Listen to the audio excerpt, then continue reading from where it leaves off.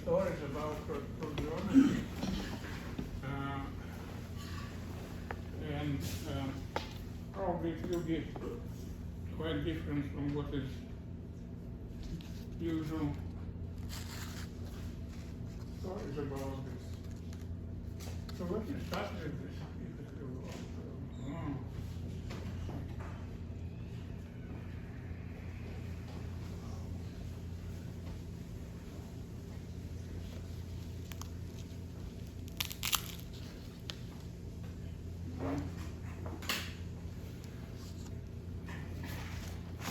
I have another one. No problem.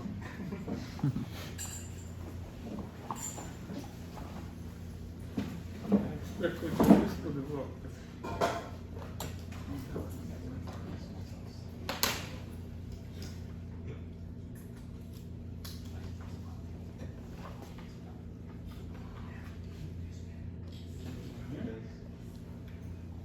Yeah. So the story is first of all about some elementary stuff about graphs of polynomials. Of course, in calculus you draw many graphs for many functions, but usually they are not polynomials. When they are polynomials, you have some difficulties if either some details do not fit or are too small. And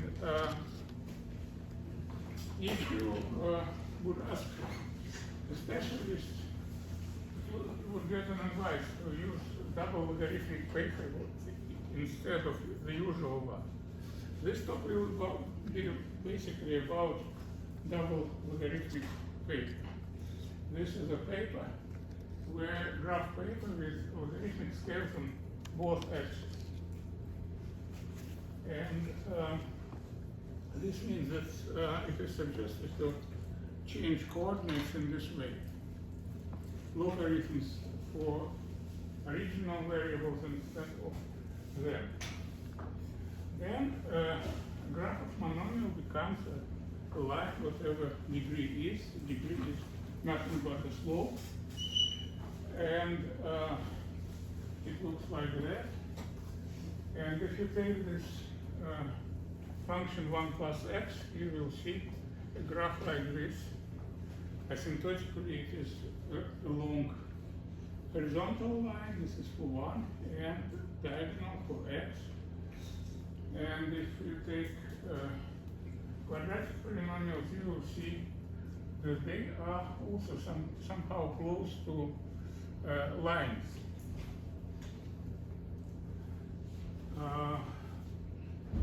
You may take first each monomial and then draw the corresponding line, and your graph would follow this all about them.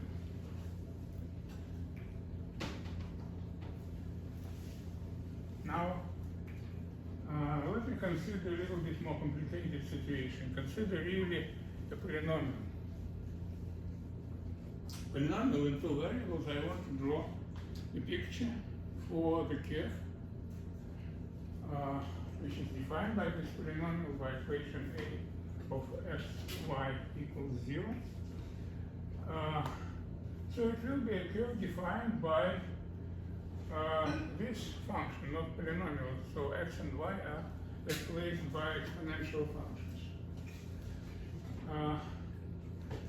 Do you know what polygon is? I don't. This is a convex curve of points on the plane whose coordinates are exponents of non-zero terms of this polynomial. So you mark, so basically you place your polynomial on the plane. And the monomial is placed at the point where the coordinates are the exponents of this term, say k and l for this term. Okay?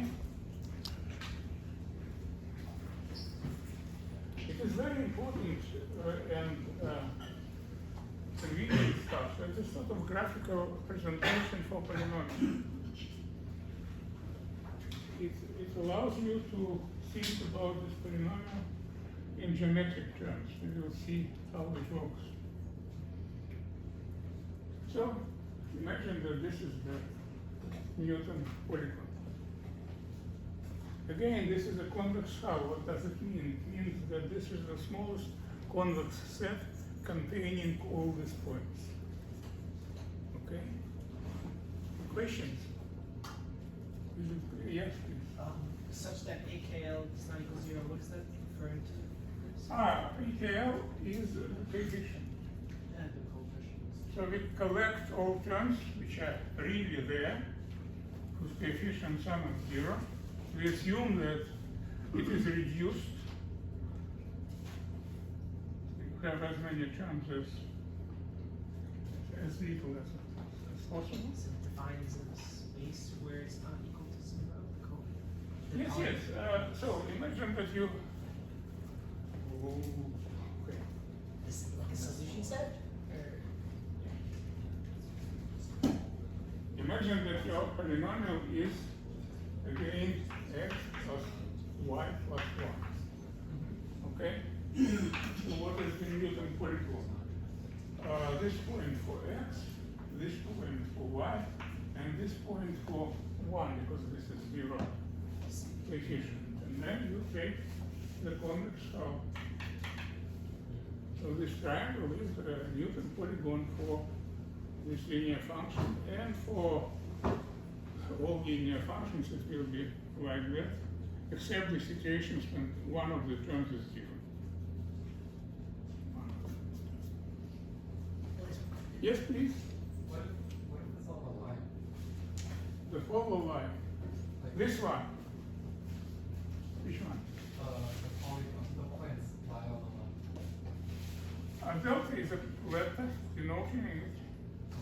And this is just the polygon itself, and these yellow dots are for non-zero terms of this polynomial.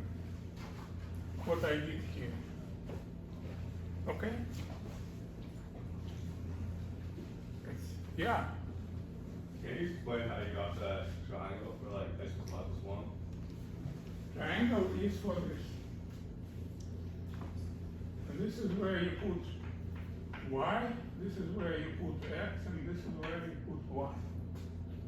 Each monomial has its own point on the plate, and then you take the smallest convex set. And if I had more terms, it will be more complicated polygon. Okay? It is convex in the sense that if you take any 2 points on it, the segment connecting these 2 points would belong to it.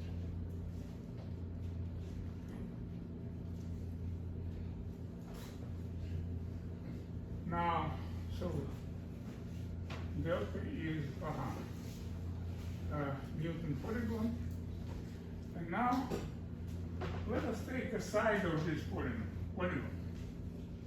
Sigma. One of the sides, any side. And take a vector, integer vector orthogonal to this sigma. Like this. Perpendicular to the sigma and directed outwards of this polygon. Okay? And let's go in the direction of this vector. No matter where you start. We will go along our plane. This is accidentally the same plane on which this polygon is drawn, so there is this system of coordinates. I start somewhere and I go in this direction. And I will trace, so my point would be moving like this. Point UV would be moving to, so MT would be added to U, NT to V. T is the time, and M and N are coordinates of this normal vector. And I want to look at my polynomial, what happens to polynomial. The arguments, the values of this polynomial, the arguments are changing. So the arguments originally were e to u and e to v exponents, and now u and v are replaced with these linear functions. And you can transform this. So it will change in this way, and you can recombine the exponents and see that each term is multiplied by that exponent.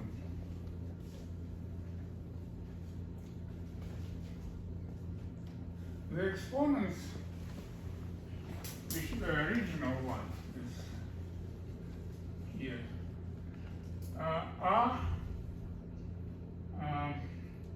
well, can be they depend on just position of the point here. So they are equal on the lines orthogonal to this v, right?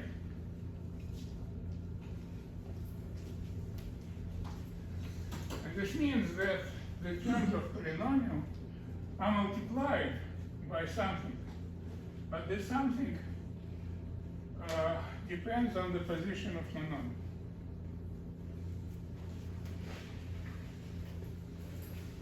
So these terms are multiplied by e to power 10 t.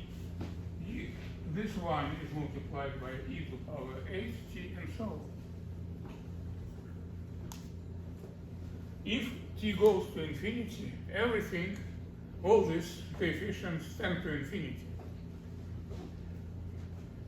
But we are interested in the curve defining this equation. So we can renormalize it. We can divide all the terms by the same number. And for convenience, let us divide it by this one. This is the greatest one.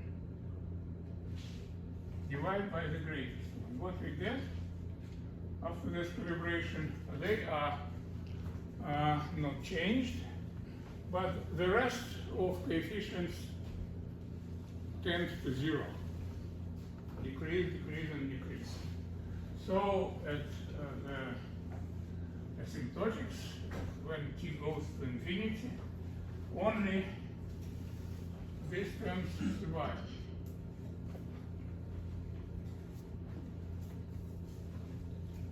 So our polynomial gradually turns into its own part, the part which is staying on this side. The rest of them are dying. Question? Yeah, is there any condition to choose the size sigma of the polynomial? Sigma is a side, any side. Okay. You start with a side, and then you have the vector orthogonal to it. And you go the way, the direction, along the direction which is pointed out by this one. Okay? Yeah? So I'm trying to understand. Excuse me. Are you stretching the entire thing, or just that the things that lie in sigma, or but you're changing the convex hull, right? Is that No, I don't change the convex hull. No, you're not changing the convex hull. I don't change the polynomial. I just multiply it by, not multiply, I plug in arguments which change in this way. I go in the plane. So, okay, we have really, secretly we have two planes. They are identified here. But on one plane, we have this Newton polygon. This is the way, the place where the equation stays. And another one is the plane of points, where the curve is, where we walk, and we want to understand how it happens. So when we go in this direction, imagine that on this plane, when we go, we look at some surrounding on it. So we do not want to see the whole picture. The whole picture doesn't change. We just walk along this plane, we look at the same polynomial, but now our system of coordinates is moving, in a sense, with us. And this means that in this spot of light, not everything fits. So what is there? Originally there was some part of this curve,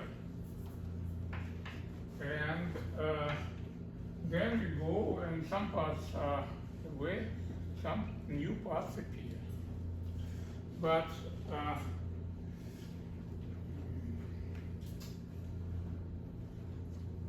this curve,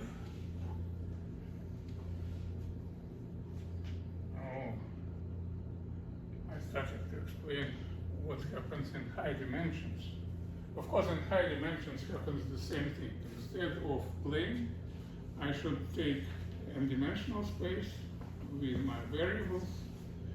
The polygon now will be a Newton polyhedron, the convex hull of places where you put coordinates.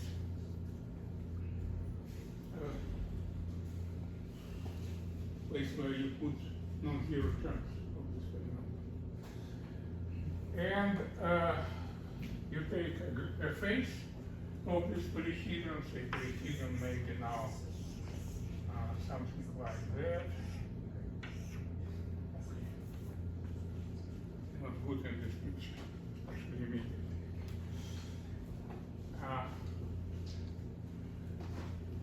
But what is happening, I will go to infinity along the line in a logarithmic space, and monomials on the support face, in this case, sigma, may be fixed, but then the rest of them tend to zero, vanish. If the part of my polynomial which is sitting on this face defines also non-singular hypersurface without singularities, then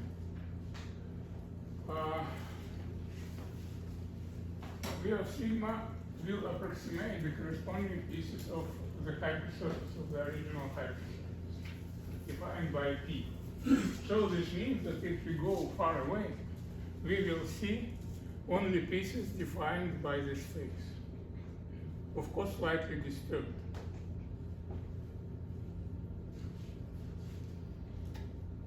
And this gives you the following theory. In n-dimensional case, let it be a polynomial in n variables with Newton polyhedron delta. So the polynomial looks like that this time. V is the hypersurface defined by it, and it is defined. We look at it in Rn, and this Rn is the logarithmic space. The space is a logarithmic coordinates. So for a face which is denoted here by sigma, so I take not all indices but only those which stay on my face.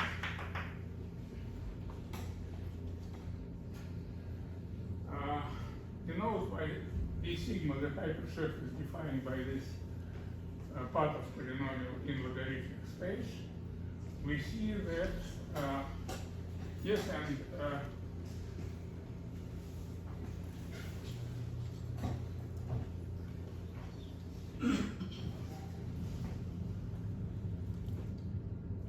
what will happen is if this part defines something non-singular, then what we see will turn into hypersurface defined by this.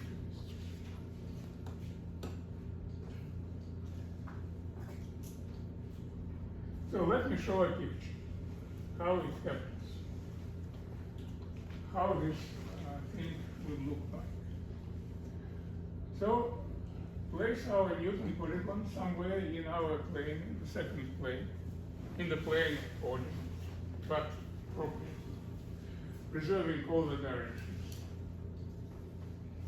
Consider streets which are orthogonal to the faces of this polygon. Or this one is this, or that one is this. And now, for each side, let us take the picture of what is defined by this side. Here, in this dimension, in dimension 2, the sides are one-dimensional, so each of them defines a curve. And this curve really is degenerate because they are on the same line, so it will be a collection of lines orthogonal to this.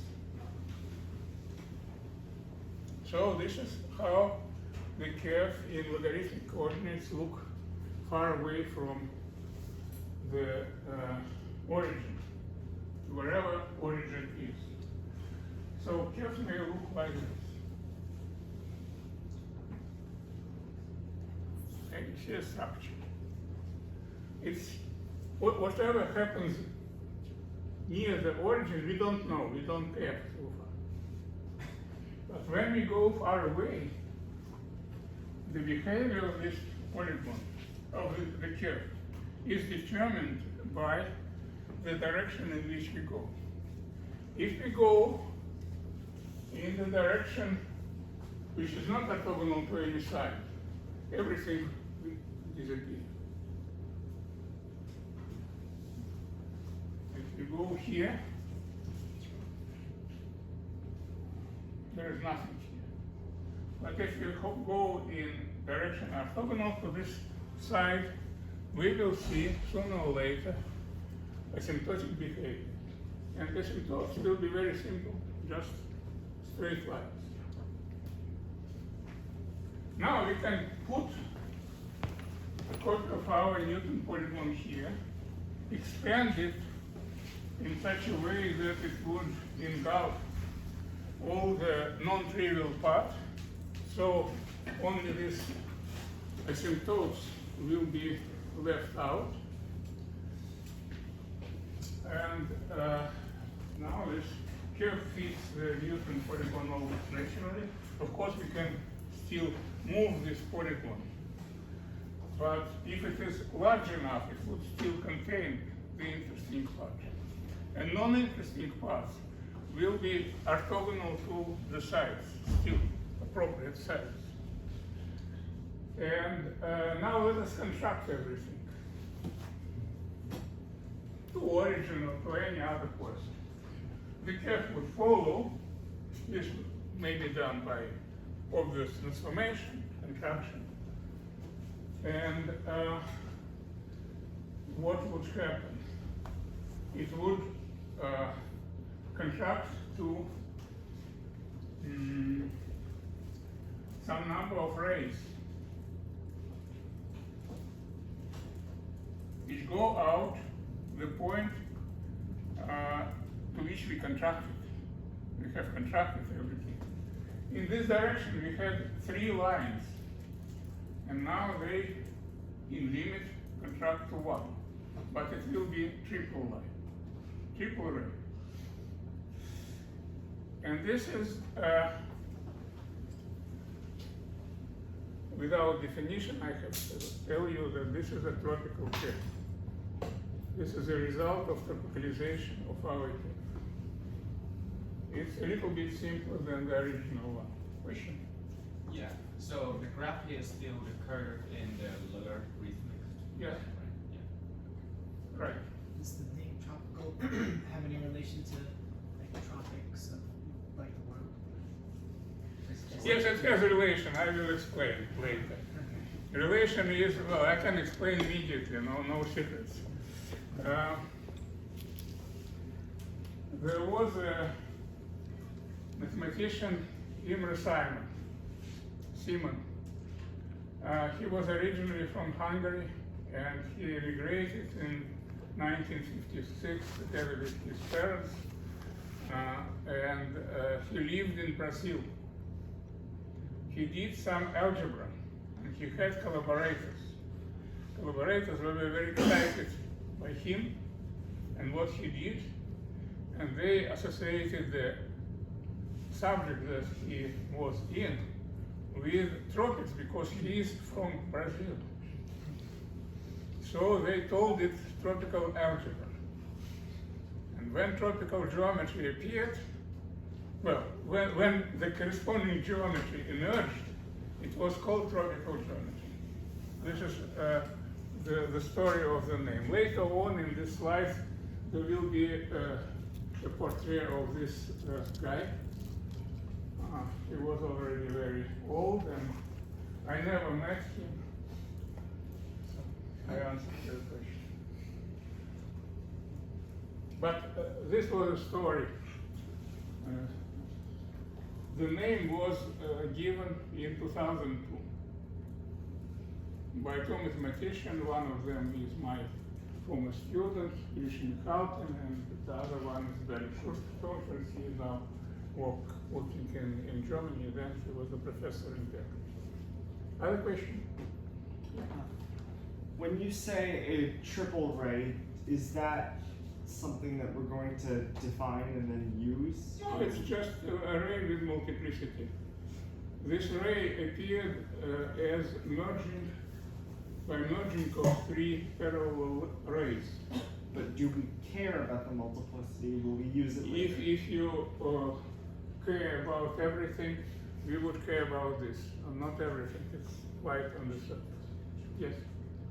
But there is an interesting special case where the curve is non-singular, and this means that each side is of length 1 digitally, and then it is single. Yeah? When you contract the Newton polygon to bring those rays together, what's actually happening? Are you changing the space? Are you? Well, in the space, I do contraction. What is this contraction? So in coordinates UV, I multiply these coordinates by some integer, or whatever. Not necessarily.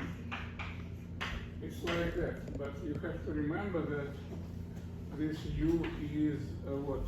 E to power x, and v is e to power y.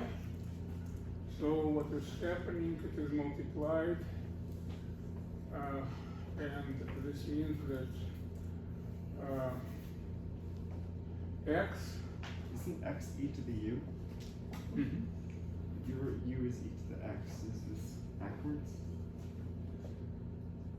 This is logarithmic coordinates. So, And this u is, sorry, you're right, thank you.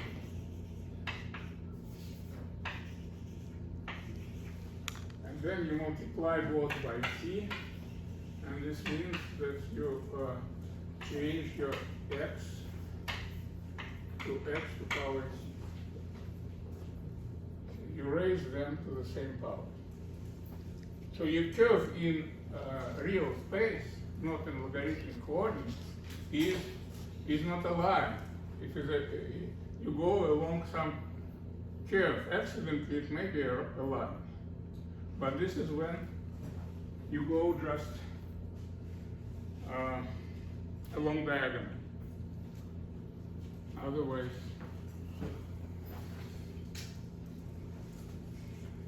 so it is first time when we have this tropical varieties without explanation why it is important, why it is good. But look, first of all, it is definitely something conceptual. I described behavior as far away of a curve defined by polynomial in the plane, or of hypersurface defined by polynomial equation in the plane. No matter that my asymptotes are logarithmic, so this means that they are curved in real space.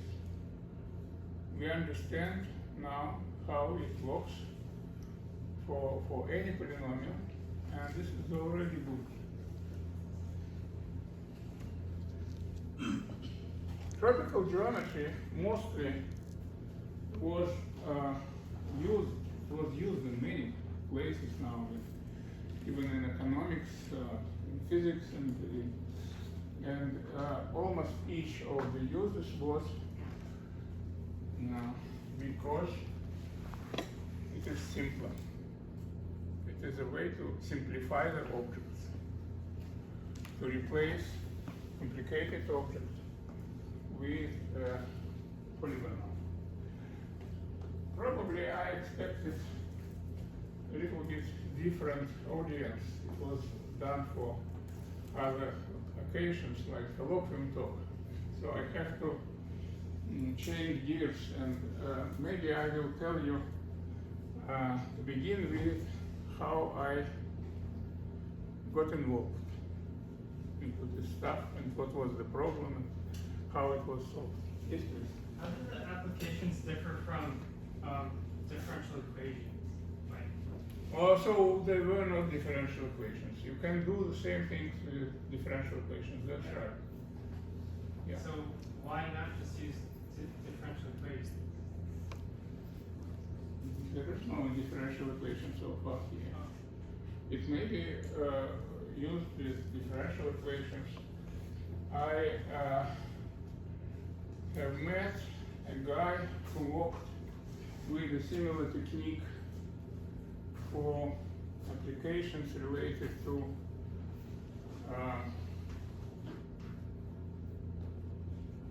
space travel,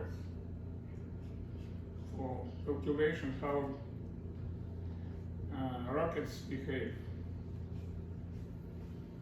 His question to me very first, he knew that I'm doing the same thing, was, so why you restrict yourselves to algebraic equations? My honest answer was that I know them, I don't know differential equations. But really this is a very similar technique. And the name of Newton is not an accident here. He didn't know what is polygon, Newton polygon or polyhedra, but what he really wanted to know was the behavior of complicated curve near singularity. He wanted to figure out what are the branches of curve near a singular point. And he started with placing a monomial on the plane, take a ruler, place it in such a way that it wouldn't touch this, and then roll it around. You will see that it will put the lower part of Newton polygon, and the slopes of these segments will correspond to the exponents of the branches. This was his answer. So his consideration was restricted to the lower bound of the Newton polygon, but this lower bound is important when you consider it at zero. The upper bound is important when you go up far away. Okay? Okay, now how I got to this problem. Originally I was a topologist. I was a student of Rockland in Leningrad State University. This was long, long ago, in the 60s of the last century, more than 50 years ago, my goodness. And I was quite successful, independent, but I had to work behind the iron could, how you call it? Curtain. Yeah. So, of course, I could read in library what happens abroad, and they could read in library my papers, but it was some difference in time. So since I was alone, more or less in this field, I did not theory. Sometimes I was lucky. I could do this at time. Sometimes they didn't refer to me and did it independently. So, and then next to me, there were topologists who were involved into a breakthrough. It was a great breakthrough in topology of real algebraic curves. It happened unexpectedly. I had friends who did this, so I talked to them. They told me what was really the situation. There was a problem which was formulated by Hilbert in his famous list of problems. It was problem number 16. Mysteriously, 16 was quite important in this problem. And the problem was, what can be shortly? There was a whole range of problems. Hilbert was a very wise guy. He formulated a small problem. And just in case, if you wouldn't solve it, he formulated more complicated problems. So it is impossible to say that the problem was solved as he formulated, because he formulated all the problems in this direction. But the simplest one was assume that you have a curve of degree 6 on the plane, on the projective plane for simplicity. And it can have up to 11 components. So you have on the plane 11 curves, cycles, like this. How they can be positioned with respect to each other. He knew that it can be positioned like this, one oval inside another, and the rest are outside of each other. It was constructed, the fact that the number of components is at most 11 was proven earlier by Carnap. It was so-called Carnap inequality. So for a curve of degree d, it is d minus 1 times d minus 2 over 2 plus 1. This is the upper bound. So for 6, it will be 11. And it was proven to be exact. So there was at least one curve constructed by Carnap. You know, in many situations, there is one guy who will come across whatever you approach. So this Carnap curve is the first thing that you construct in whatever way if you construct a curve of degree 6 with maximal number of components. So Hilbert tried hard, and he managed to construct a curve in which 9 ovals lie inside and 1 outside. And that's it, and he couldn't do anything else. For curves of smaller degree, or degree up to 5, everything is easy. It was easy to list them. You can do this as an exercise after explanation of some simple stuff. But at degree 6, it was Prof. And he cried, explain why. He conjectured that this is all, it was wrong. There is one more. one more is 5 inside 1 and 5 outside. And that's it. And it was a puzzle which was solved exactly then. There was a mathematician whose name was Prof,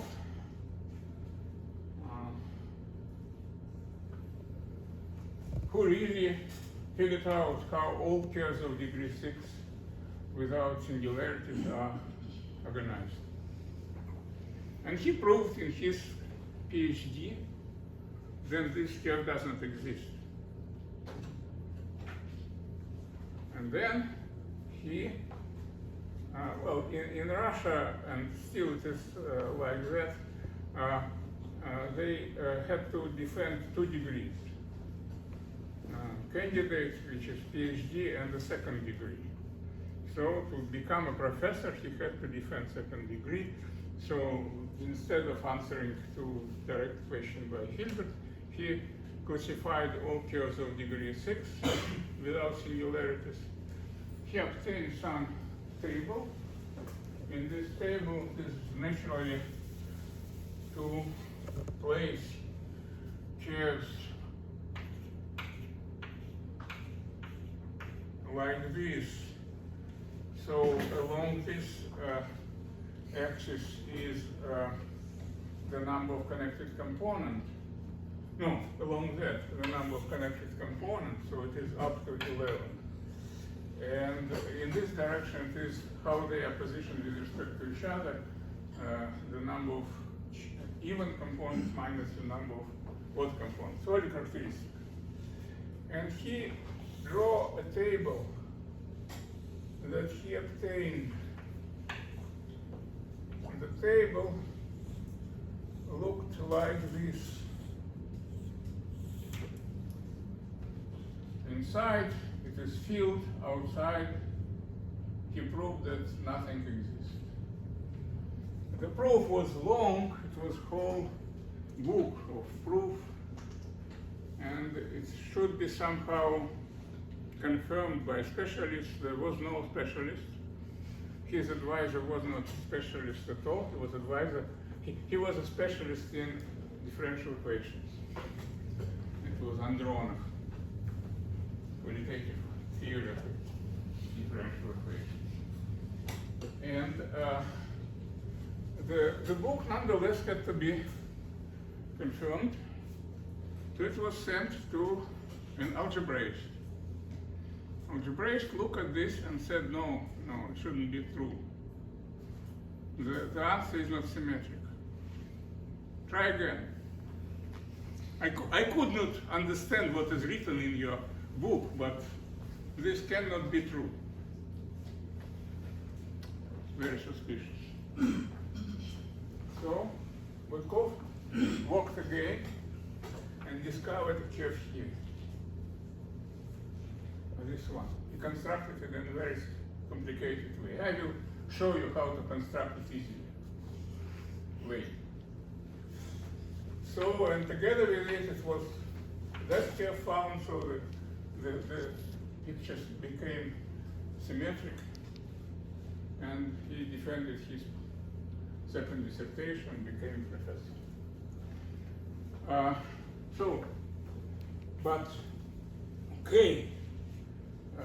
The problem formally was solved, not to the end, because Hilbert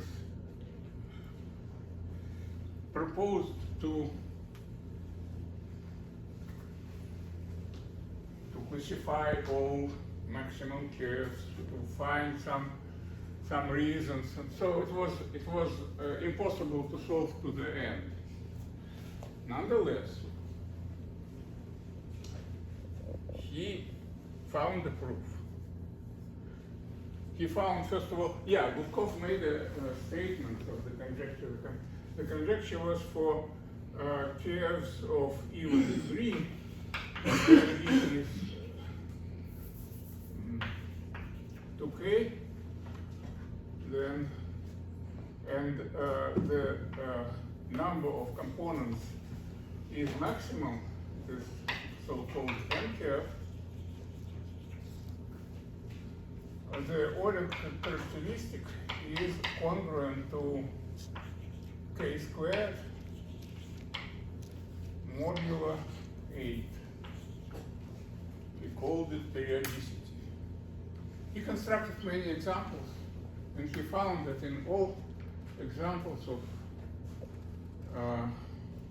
even degree, when the curve is like this, it satisfies this condition. So look, here p equals 10, n equals 1, so it is 9, and it is really congruent to, it is just equal to 3 squared, k is 3. And if you take 2 minus 9, it will be the same, and with 5 and 6, it will be the same. Yeah. What's P and F? P is the number of even ovals which are outside of any other oval, or inside of even number of ovals. But in this situation, even number is 0. And n is the number of odd ovals. So it is only characteristic of this. Well, we see it's a matter of also of culture. Gutkov, who belonged to old school, said about periodicity conjecture. Arnold formulated this as about congruence. But anyway, Arnold proved it. He proved half of this congruence. What can be a half of it?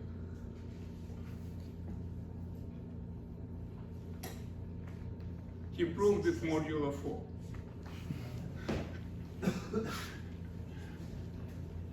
He proved this modulo 4, and he asked my advisor, Rochlin, who was a topologist. He thought that probably Rochlin could do better, and Rochlin could do better. So he proved in a year, it in complete form, making some mistakes, but this is a complicated story, I skip it. But the main thing that I want to explain, what Arnold did, Arnold translated the problem into the complex domain. The curves are real, they are defined by real equations, but this real equation defines a Riemann surface in the 4-dimensional complex space, 2-dimensional complex space, in complex projective plane. And it is a subject of some theory which existed already then. It is a great thing, so Gutkov found how it is translated. So it opens a door to other topologists to do something about it. And they did, so this was the breakthrough that I started. And I was very envious. So I also want to get involved, but they solve all the problems on the surface. And then the next degree, which would be reasonable, was degree 7. For degree 7, these results were nothing. For degree 7, the upper bound was 15, and one of these components should be one-sided component going to infinity, many times. There were some examples. They form similar table, and the top line was this 15. But this line was sort of very uneven. For some positions it was known that curve exists, for some positions it was not known, and it was difficult to conjecture even how it would look like. So empty thing. So what to do? I wanted very much to do something. So I even started to think about computers. This was a very positive experience with computers for myself. What I plan to do, I think that, well, given some coefficients of equation, given equation, I can draw the curve sooner or later. Computers then were not very good, and calculations here on the borderline of what was possible, but anyway it was possible. I thought even that I can take to make another computer. Imagine a computer with blocks here, one for each coefficient. I can move this thing and choose coefficient, and then this computer would draw a picture. My dream. Okay, so I could even start to build a computer, but I was stopped by a very simple objection. The simple objection was that, okay, so what kind of coefficients I would choose?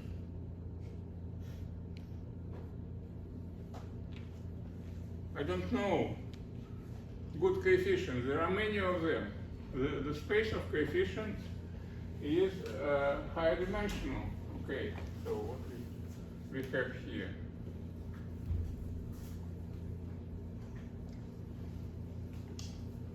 So I wanted to have a point around which I should look.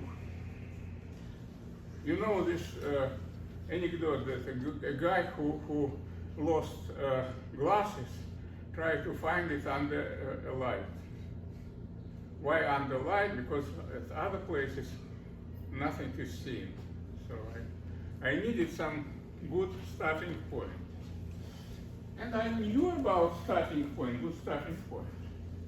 Because if you have a curve with a deep singularity, you may perturb the singularity slightly and it will give you lots of different curves. Say if you have a curve with double point, you may perturb it and it will give you this or give you that. Well, this is not very interesting, but the singularity should be really complicated. I looked at examples and realized that the simplest singularity which I had to try was 5-fold point, where 5 non-singular branches intersect each other transversely. And something is happening outside, goes to infinity, something. I could construct curves like this with classical methods from curves of lower degrees. But how to find out what will jump out of this?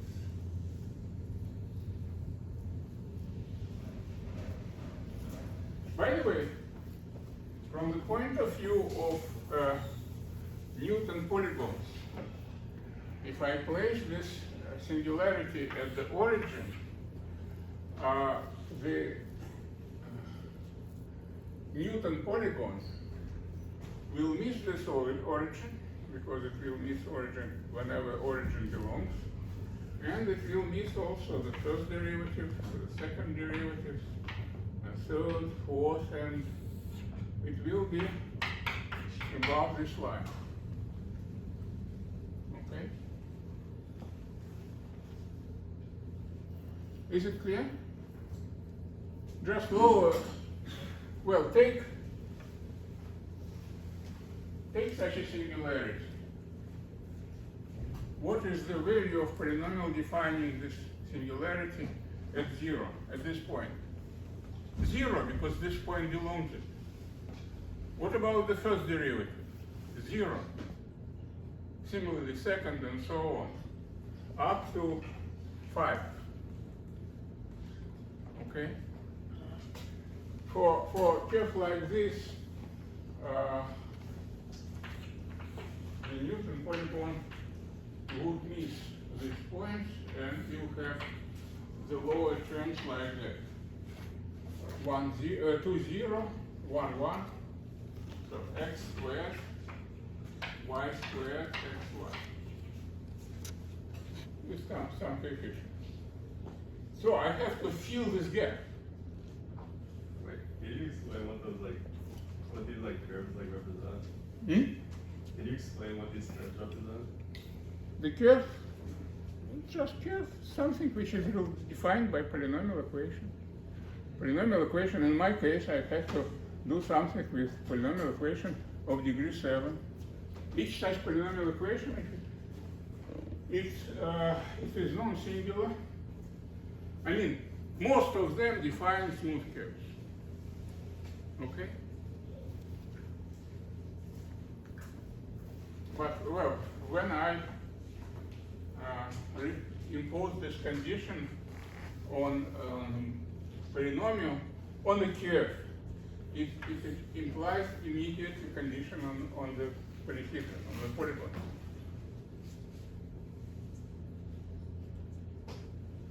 This is important. Let me explain.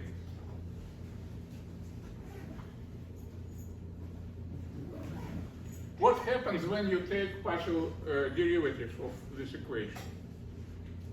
It shifts. When you have partial derivative along x, it shifts like that. When you have partial derivative on y, it shifts upstairs.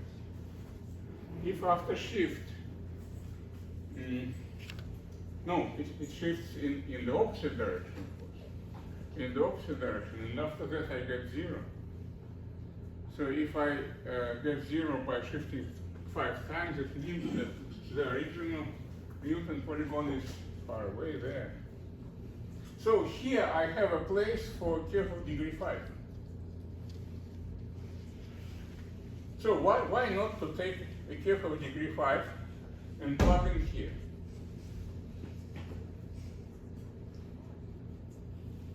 It should be somehow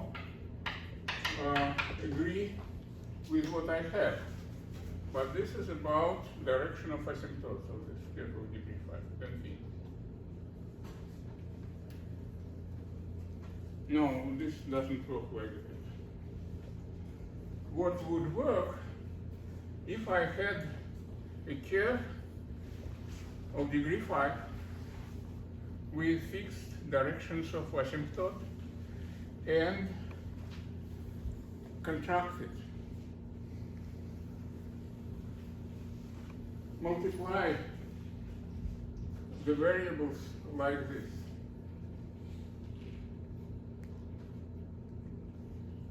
What would happen to the coefficients? Again, I can recalibrate the coefficients to keep them standard here. And then the next one will be multiplied by t, the next by t squared, and so on. And if t tends to 0, then this is a deformation which geometrically contracts my curve of degree 5 to the origin, but it wouldn't get to the origin because it has asymptotes, the curve. So it is linked by this asymptote to infinity, and in the limit you get just asymptotes. And this is a good thing to plug in into this gap. Into this gap. I fill this with this teeth. And miraculously, in this way, I could construct a new curve of degree 7, which was not constructed before. But only one. So I smelled some attractive victory, but it was not there. But why should I compress it along lines? Let us compress the curve along parabolas.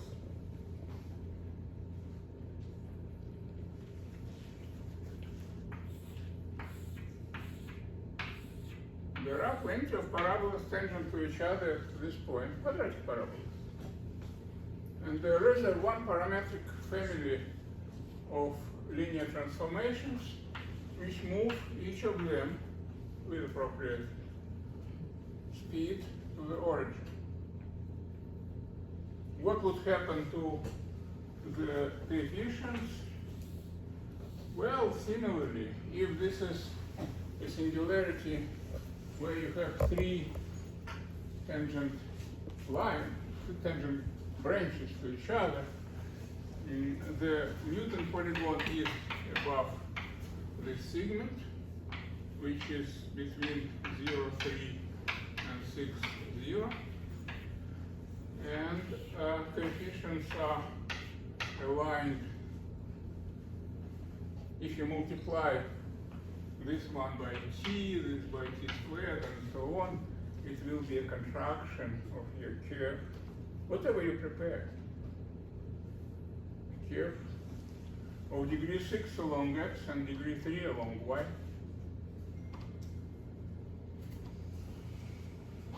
And in this way, I could do the whole upper line besides one point. It was very easy. Yeah? So would that be like, is that like trying, is it like y cubed plus like x to the 6 plus 1 or something? So here we have y cubed, here we have x to 6, and we have also a bunch of coefficients above this line. So if it is a curve of degree 7, the Newton polygon should fit into this polygon. So this path is missing because of singularity. And I can fill this with singularity, which is with curves, with deformation of singularity, but I take deformation of standard singularity.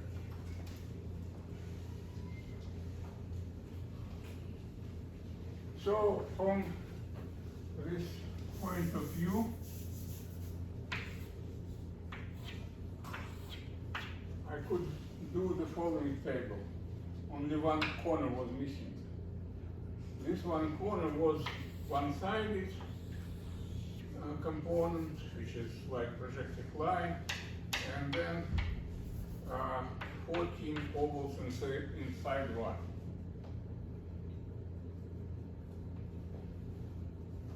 So I couldn't construct it, and I was forced to prohibit it. It doesn't exist for some reasons that is quite away from this talk. But it was at the same time, so it was fixed. And then we had to do something with curves of degree 8, and there are too many curves of degree 8. We finished almost, but there are still two curves with maximal number of components, about which we don't know if they exist or not. But that's another story.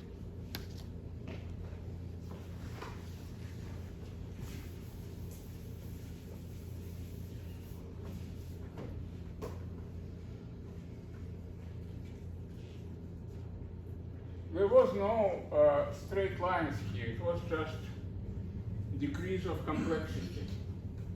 Instead of curve of degree 7, I had to construct some curve of degree 6, some curve of degree 7 with more complicated structure.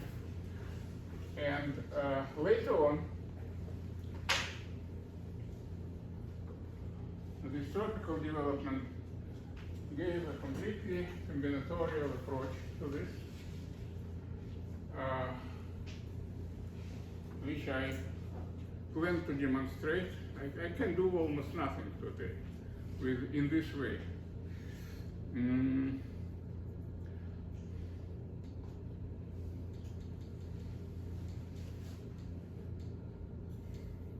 So this is what happens in three-dimensional case. And this picture shows how to glue together curves. Say I used Newton polyhedron. It's three-dimensional, solid. And I have this Newton polyhedron for some polynomial of degree of in three variables. And now I look how it behaves far away from the origin. So still we have cylinders over the faces, main faces, then something like this along edges, and then some cones over vertices, and in each of them the surface is defined in a simple way. But what was important? I know it if I know these pieces, and I can consider intersection of it with a plane. Well, plane in logarithmic scale. Sometimes it is plane, it depends how you move it around, and then you will see intersection, which is a curve. And this curve is it is built of pieces. The pieces are on this boundary of the polyhedron. So I can glue curves. It was absolutely fantastic from my point of view then. Because algebraic curves are not something to glue. They are not topological objects. They are algebraic curves. There is no way to take two curves and glue them together. This is the way. This is the way, yeah. Like, could you explain like what's like going on in this picture? What's going on in what? Like, what does this like image like represent? So look, I start with Newton polyhedron, this tetrahedron which is shown there, but it may be any polyhedron, convex polyhedron, a finite number of faces. I place there some polynomial for which it is Newton polyhedron. I can choose whatever. I'm not interested in what is inside of this polyhedron, but I place carefully what are on the faces. On each face I can place an equation of appropriate curve. This curve, when it comes to the whole surface,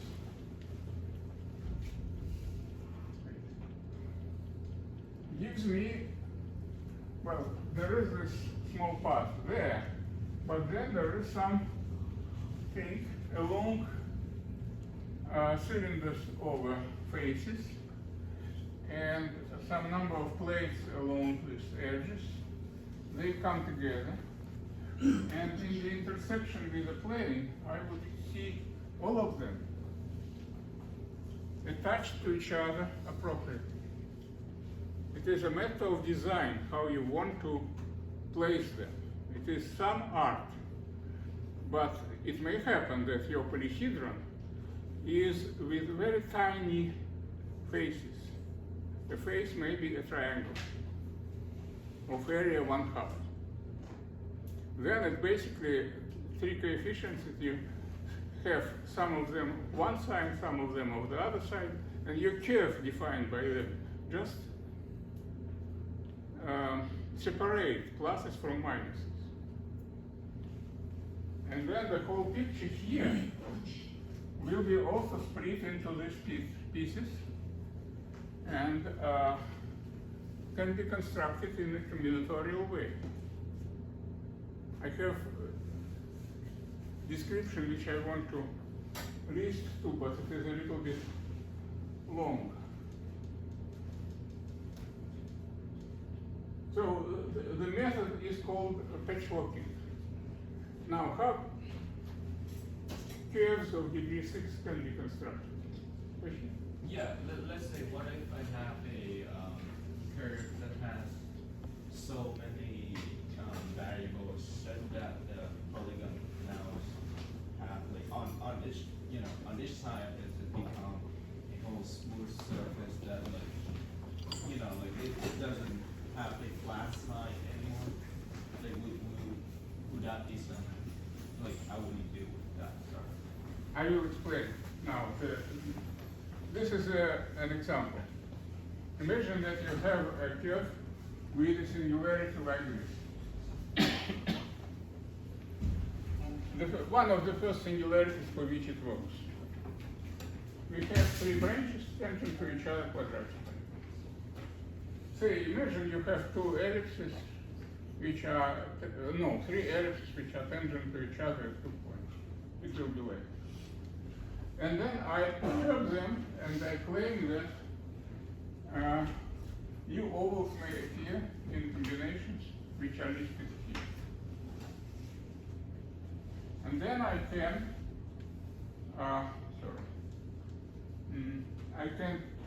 for constructing each of these perturbations, I construct a curve like this. Because if you take a curve of degree 6, well, Newton polygon can be divided into two almost equal parts. This is for singularity and this is for the rest. So I need to prepare this thing. But this thing is symmetric to that. So I can prepare these two and combine them. And when I combine them,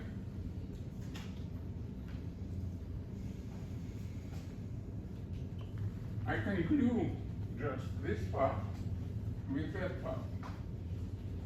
It's a sort of, how you call it?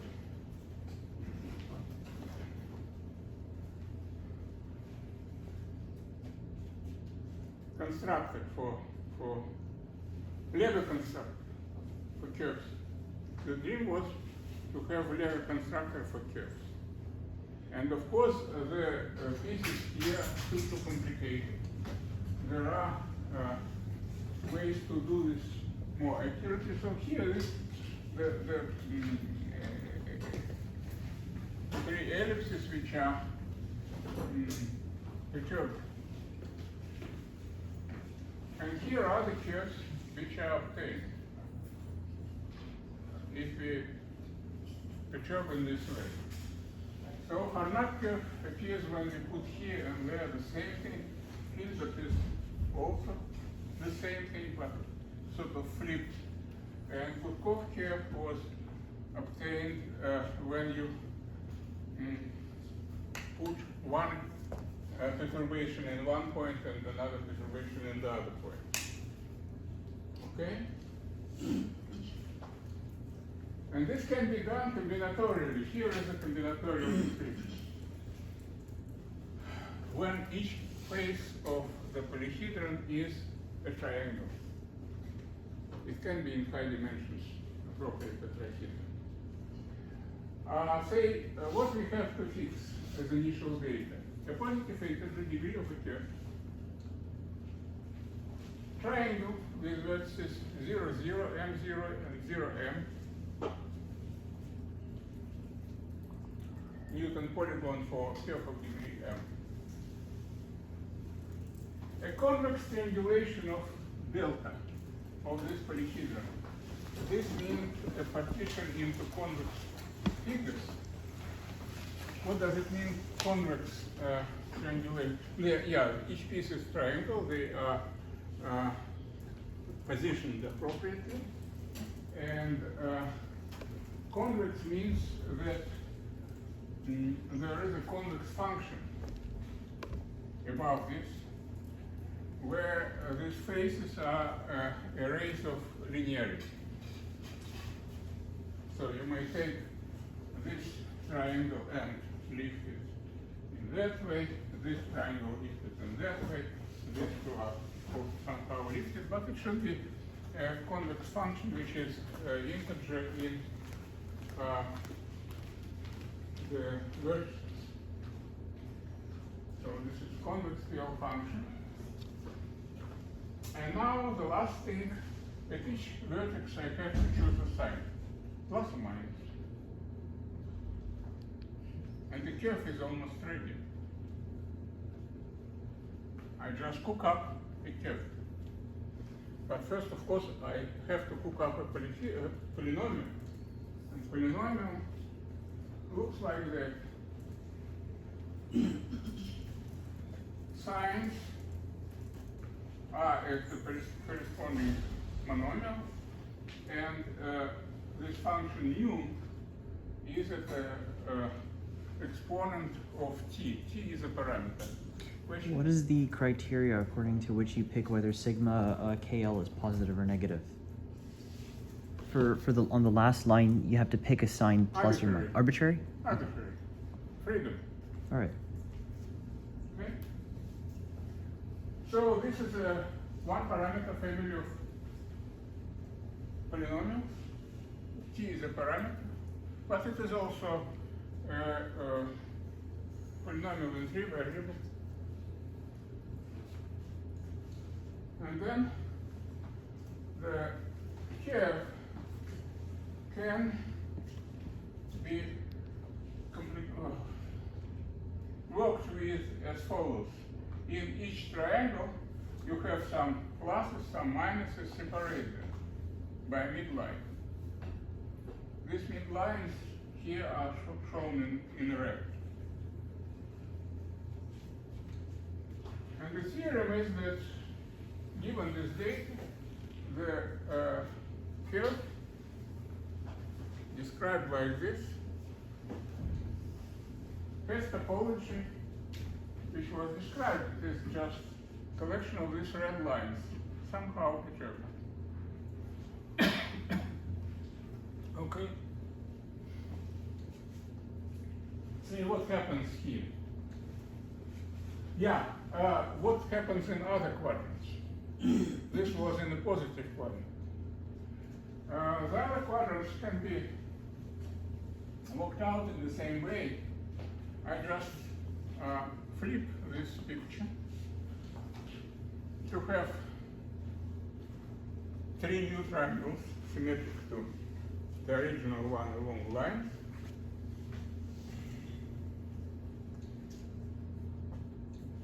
Now flip, take symmetric images of triangles. And now I take symmetric images of signs, but the signs should change when it takes its odd distance.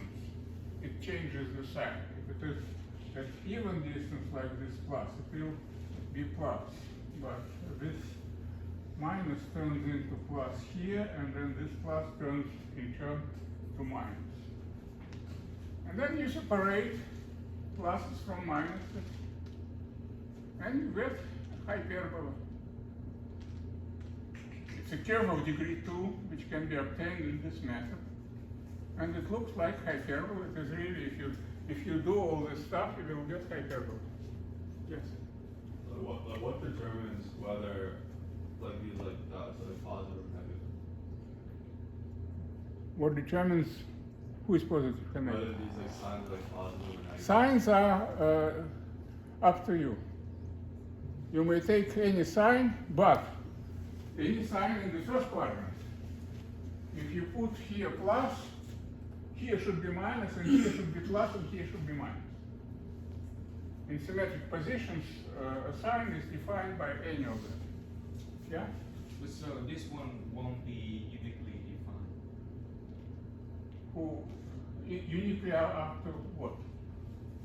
The initial data was described here.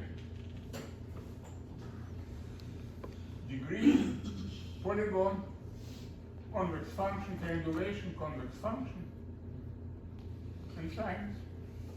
After that, you have no choice. You push your button and it creates you what I shown in this way. By the way, this is a projective picture, because at this point you can identify each side with a symmetric side, reversing orientation, and you get projective plane. So this boundary is the preimage of line at infinity. And the same thing happens in high dimensions. In high dimensions it was not used much. So unlike the previous slide, like, could you explain what like the convex like PL function is? Convex PL function is the following function. It is a function which is linear on pieces, piecewise linear. It is pieces on linear on pieces. So on each of these triangles, it is its own linear function. They should match on the common boundary, on the common side. So I can draw a picture. It may happen that the function doesn't exist. So in this situation, what is that?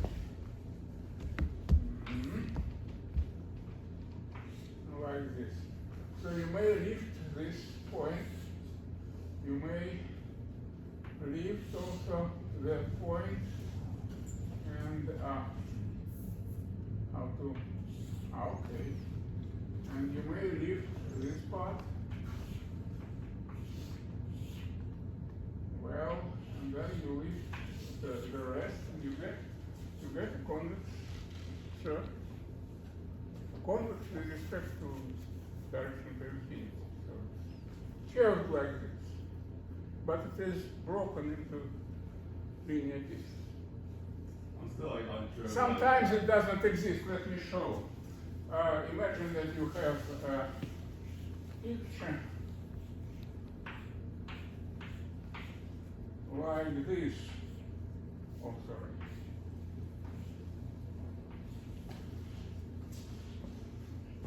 For this picture, convex function doesn't exist because we may leave this horizontal part horizontal, this central square, but then we need to lift this triangle, and a little bit more lift that triangle, and even more lift the next one.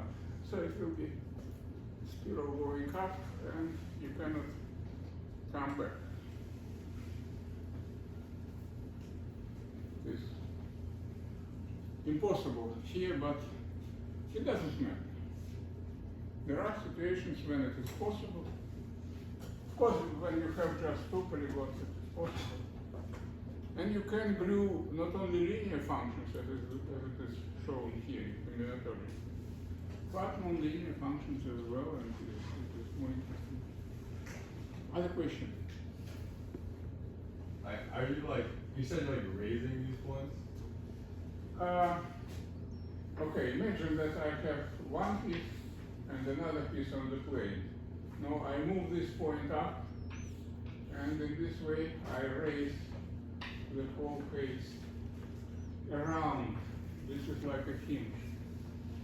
If I have something adjacent here, I do similar. And overall I have something convex. Why it is convex? I want to have it convex because then it will be a boundary of convex polyhedron. I lift it in the space. I construct this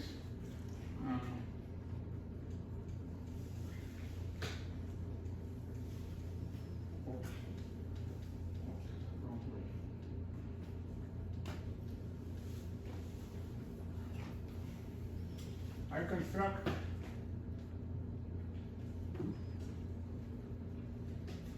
this preliminary base. I construct a curve.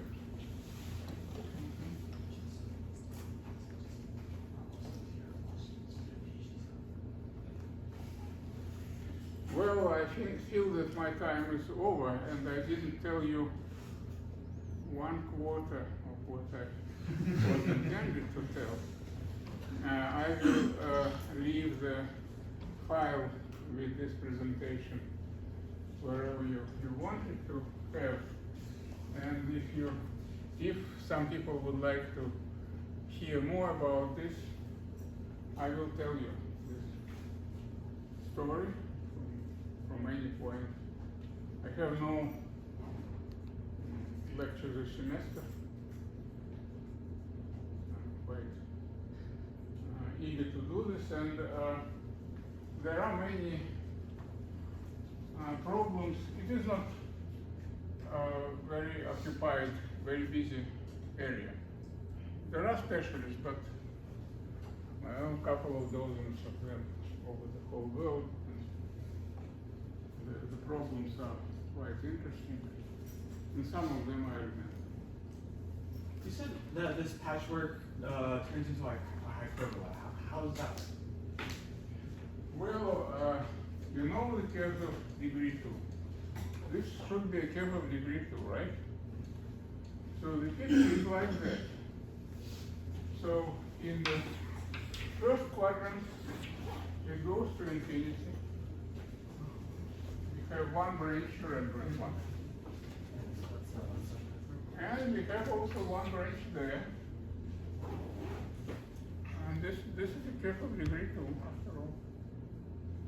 Here everything is clear, everything is known. But if you take something of degree 8, yeah, and this combinatorial way to construct is limited.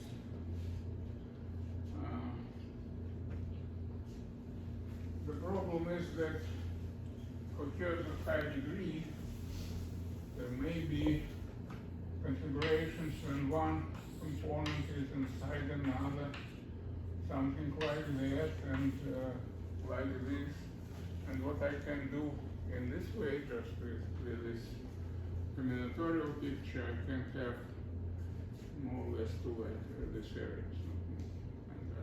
And to build more, I have to do non-combinatorial effort and use some quadratic transformations and other transformations.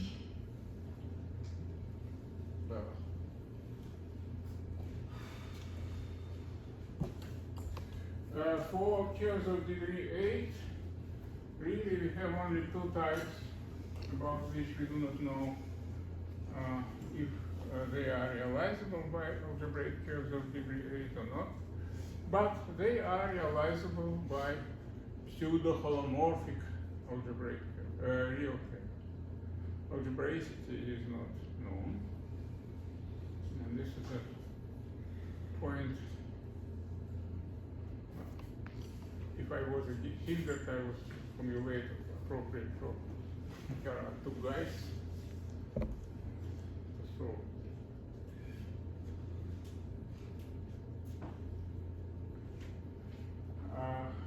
other questions? Yeah, what I wanted to tell you also, that if we look more carefully to the foundations of this thing, we may realize that the limit curves are curves of some special polynomials, but not over a field, but over a semi-field or hyperfield. I like more hyperfields. Hyperfield is a numerical system where you have multiplication, usually, more or less, and addition which is multivariate. And the limit is constructed in this setup, but then it should be returned back to the usual world. So this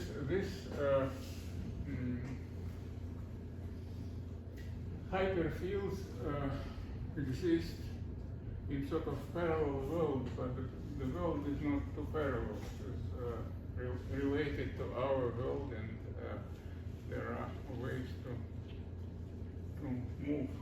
Usual tropical thing is related to the tropical semi-field, which you may identify with R, but multiplication there is addition, usual addition, no logarithm. And addition is maximum, but this would be then semi-field.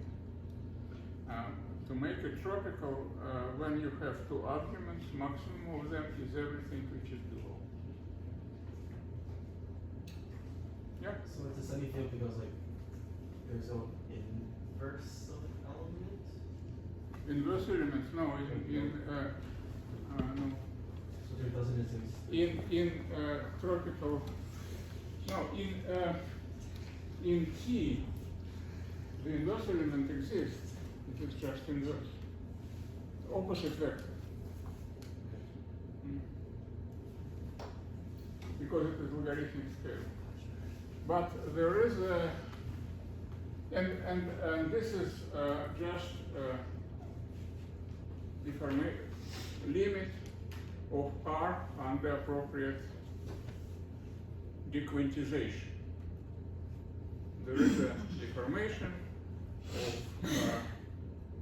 of all real numbers, which doesn't change anything while you go, but at the end point, it gives you this T.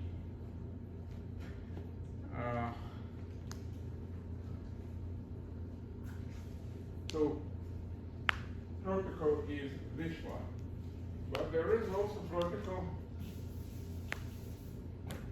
version of complex numbers.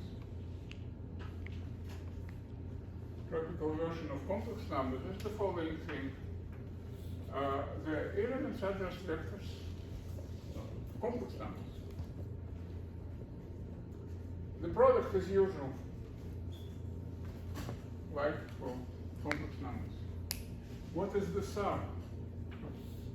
The sum of two complex numbers, one of which is greater by absolute value than the other, is just this longer one. It's like maximum. But if you cannot choose,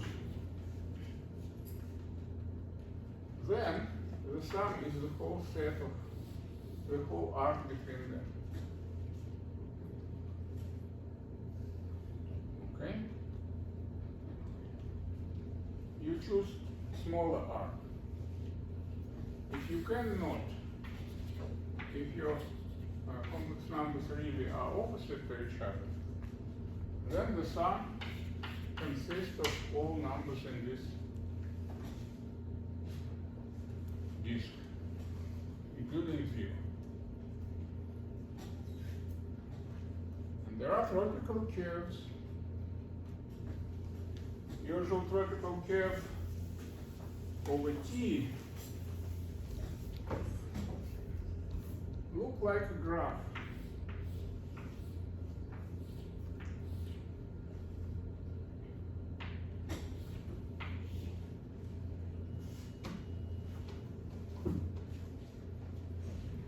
But this curve is just in T, no complex numbers. You may attach to them signs, and then it would be like what I did with this sign, not very interesting. What's happening in the complex world? Complex curve looks like this. Edges are multiplied by circle, orthogonal to it. And each vertex, you place a pair of pens. And overall, you get a surface which is homeomorphic to the original circle, to the original complex curve. And similar things happen in high dimensions. for non-singular, for result of deformation of non-singular hypersurface, complex hypersurface, you get non-singular tropical limits. Tropical limits are easier. They are easier to construct. Then you can make a step back to the usual domain and obtain conventional convex or real algebraic varieties. So this is just the beginning of the story. There are many. How to count how many curves pass in a plane through given number of points and has given number of handles. You do this with a tropical setup and then count. In tropical setup it is easy to count. And then there is a price for cost for each tropical curve, how it is replaced by usual curves with the same parameter. And this was done by Grisha Mikhalkin. It is a great achievement. It was not done before for units greater than 0. So it's interesting. Other questions?